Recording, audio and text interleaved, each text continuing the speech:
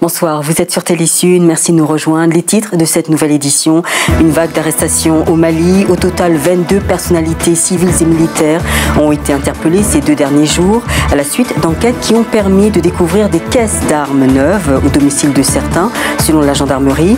Les organisations internationales ont condamné hier les coups de filet menés par la junte qui a arrêté plusieurs alliés politiques et militaires de l'ancien président malien Amadou Toumani Touré. Le PDS, Parti démocratique sénégalais, se fissure. Une nouvelle alliance vient de se créer et s'appelle Bokk Gis Gis en vue des législatives de juillet prochain. Ce sont des responsables du PDS qui ont mis sur pied cette nouvelle structure politique. Selon eux, ce cadre se veut un creuset de leurs meilleures idées et de leur engagement déterminé pour s'inscrire dans une perspective nouvelle. Et puis au Cameroun, la pluie qui s'est abattue sur la ville de Yaoundé a provoqué une inondation dans la zone d'habitation d'El-Kolbison. Les eaux de la rivière Méfou ont débordé. Plusieurs habitants se trouvent aujourd'hui sans abri et attendent une aide des autorités. Mais avant de développer les titres, après les élections législatives de novembre 2011 et l'entrée en fonction le 12 avril dernier de la nouvelle Assemblée nationale, la République démocratique du Congo attendait son nouveau gouvernement. Chose promise, chose due. Le président congolais Joseph Kabila a désigné hier Augustin Matata Ponyo comme Premier ministre, économiste financier de formation et ex-ministre des Finances. Matata Ponyo, âgé de 47 ans, est un familier de la Banque mondiale et du FMI. Je vous propose d'écouter le tout nouveau Premier ministre de la RDC, Augustin Matata Ponyo. On regarde la façon dont le chef de l'État a décidé sur les dernières nominations, notamment au niveau de l'Assemblée nationale, notamment au niveau du chef de l'exécutif. On est persuadé que le chef de l'État est à la recherche de la compétence, est à la recherche des résultats, est à la recherche de l'efficacité, est à la recherche de la consolidation des valeurs cardinales de la République. La révolution, c'est aussi une façon de dire que le changement, un changement des chocs pour pouvoir apporter des résultats concrets. Le Mali à présent, et je vous le disais en titre, plusieurs personnalités militaires et civiles ont fait l'objet d'interpellations dans le district de Bamako, la capitale. Ils sont 22 militaires et civils arrêtés. Pour l'Union européenne, ces arrestations sont inadmissibles. Détail Nanian Aliou Traoré. Vague d'arrestations au Mali, une action dirigée par le Comité national pour le redressement de la démocratie et la restauration de l'État. Dans la nuit de lundi à mardi, de nombreuses personnalités civiles et militaires, dont un banquier, se sont fait arrêter, la plupart à leur domicile. Selon le directeur de la gendarmerie nationale, c'est des investigations qui les ont menés à certains d'entre eux. Sur place, un important lot d'armes a été trouvé, des armements qui ne figureraient pas dans l'arsenal militaire malien. Il s'agit de 22 personnes. Sur ces 22 personnes, nous avons 11 personnalités civiles, dont un banquier, et 11 personnalités militaires.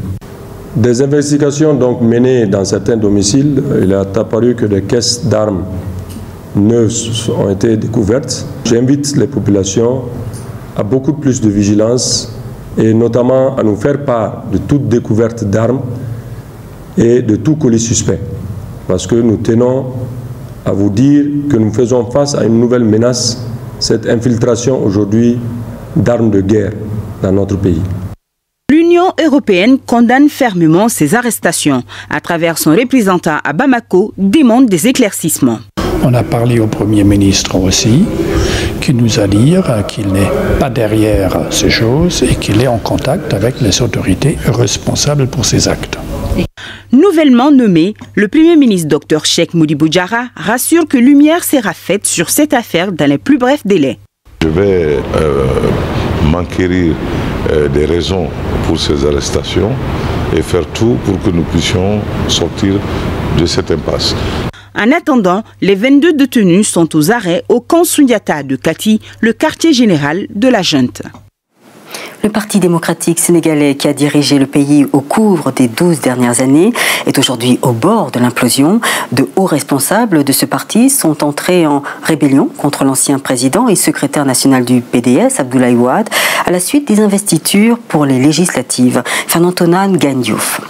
De hauts responsables du PDS, le Parti démocratique sénégalais battu à la présidentielle de mars dernier, sont entrés en fronde contre Abdoulaye Wade.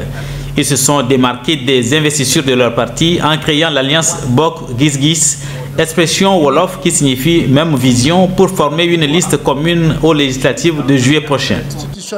Parmi eux, le président de l'Assemblée nationale, Mamadou Seck, le président du Sénat, le président du Conseil économique et social et de nombreux anciens ministres. C'est à la suite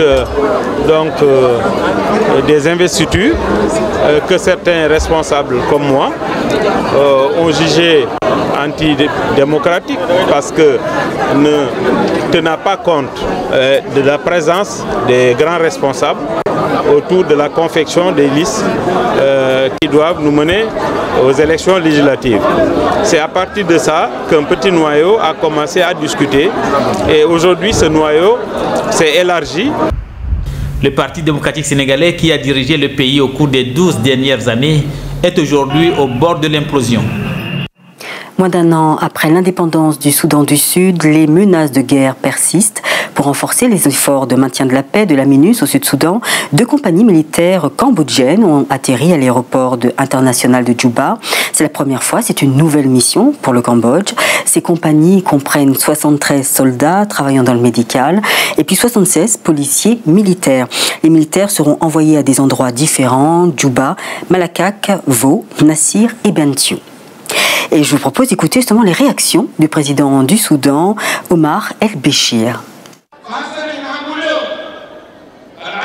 Nous leur disons œil pour œil, dent pour dent.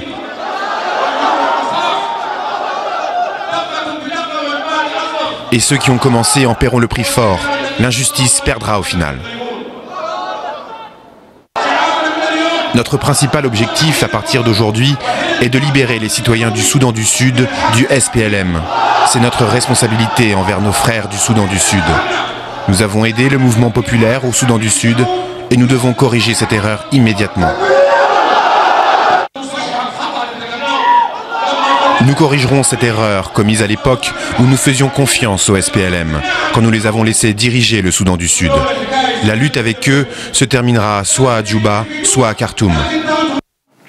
Une pluie diluvienne a provoqué des inondations à Yaoundé. Un bidonville de la capitale camerounaise a été particulièrement touché. Il s'agit du quartier Nkol Bisson. Plusieurs habitants se trouvent aujourd'hui sans abri et attendent une aide des autorités. Pourtant, à la suite de ces inondations à répétition dans cette zone, il avait été demandé aux sinistrés de se reloger ailleurs. Reportage Mélanie BTB. À l'origine de cette inondation qui dure depuis quelques jours, l'abus d'évacuation d'eau bouchée par des herbes et des détritus diverses, conséquence du peu de civisme des populations qui habitent cette banlieue de Yaoundé et de ce que l'entretien des canalisations ne suit pas toujours. C'est la énième fois que survient une inondation ici en Nkol Bisson. Il a été suggéré le déguerpissement des habitants de ces lieux, mais ils s'y refusent. Nous sommes des natifs d'origine autochtone. Nos parents sont enterrés partout ici. Nous acceptons tous les compromis. Nous acceptons ce genre de compromis, ce genre de proposition. Mais partir comment? Où? Avec quel moyen? C'est autant de questions qui sont restées sans réponse. Il faut relever que la plupart des habitations de ce coin sont construites dans une zone marécageuse interdite. La dernière grande pluie à l'origine de cette inondation a fait de nombreux dégâts matériels. Heureusement, pas de pertes en vies humaines. Il a commencé à pleuvoir. Nous, on s'attendait qu'il ne devait pas avoir inondation. Le maire a envoyé ces gens pour venir défricher la rivière qui est derrière nous. Et cette rivière, ils n'ont pas enlevé les herbes qu'ils ont défrichées, ils ont laissé ça. Après la pluie de la nuit, l'eau a emporté cette herbe, c'est venu boucher le passage où l'eau pouvait passer. Les victimes nombreuses espèrent que la communauté urbaine et le gouvernement voleront à leur secours pour endiguer définitivement ce problème. Notre souhait, c'est que le problème soit résolu une fois pour toutes. Une fois pour toutes. Ça veut dire quoi? Ça veut dire qu'on trace le pont qu'on mette le pont. Comme ça, je crois que nous allons vivre en paix. Mais en attendant, elles se débrouillent comme elles peuvent pour sauver ce qui peut encore l'être, en priant chaque jour qu'aucune autre pluie ne vienne en rajouter à leur détresse. Au Gabon, le travail de la police est souvent sujet à des critiques acerbes. Le général Léon Mistoul, commandant en chef des forces de police nationale, souhaite restaurer l'image quelque peu ternie de ses membres. En visite au sein des unités placées sous son autorité, le général Mistoul a pris acte des difficultés vécues au quotidien par les agents, ainsi que des améliorations à apporter pour promouvoir l'efficacité des services. Élément de précision, Linda Robert. L'ordre et la morale. Deux exigences posées par le général Léon Mistoul dans les rangs des forces de la police gabonaise. À la direction générale de la documentation et de l'immigration, il s'est entretenu avec les policiers sur leurs conditions de travail et leurs besoins matériels. L'occasion pour le nouveau chef de la police de mettre en avant les qualités prérequises des agents. Vous êtes notre principale force face aux troubles éventuels à l'ordre public. Ce qui requiert, comme je vous le disais, la discipline, le professionnalisme, la disponibilité, la loyauté. Le général a insisté sur la morale à adopter pour redorer le blason des représentants de la loi et restaurer la confiance de la population. Il s'en est pris à certaines mauvaises pratiques qui détériorent l'image de la police, telles que le racket des usagers sur la voie publique lors des contrôles ou les interpellations arbitraires. Il a aussi prôné le contact et la communication entre la base et la hiérarchie, appelant de ce fait à la solidarité et à l'unité entre les agents. La police dans laquelle nous sommes tous engagés est l'affaire de tous. Et chacun, autant que nous sommes, nous constituons un maillon de la chaîne. Cette chaîne qui doit être soudée, car la police est une et indivisible. Entre dialogue et fermeté, le nouvel homme fort de la police tient à marquer de son empreinte le commandement. Nous arrivons au terme de cette édition. Avant de nous quitter, je vous rappelle la principale information. Au Mali, arrestation de 22 personnalités politiques et militaires. Selon la gendarmerie, des armes auraient été découvertes chez certains.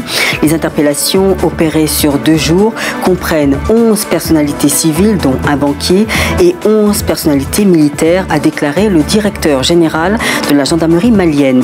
Le secrétaire général de l'ONU, Ban Ki-moon, appelle à la libération immédiate de toutes les personnes détenues et demande à la junte de s'abstenir de toute autre action susceptible de compromettre le retour effectif à l'ordre constitutionnel dans le pays. Merci de nous avoir accompagnés tout au long de cette édition. Je vous donne rendez-vous demain à 21h sur Télésud, bien sûr, pour une nouvelle édition. La suite de vos programmes continue. Place maintenant au JT Sport présenté par Ahmed Parezo, nouvellement quadragénaire. Merci de votre fidélité. À demain.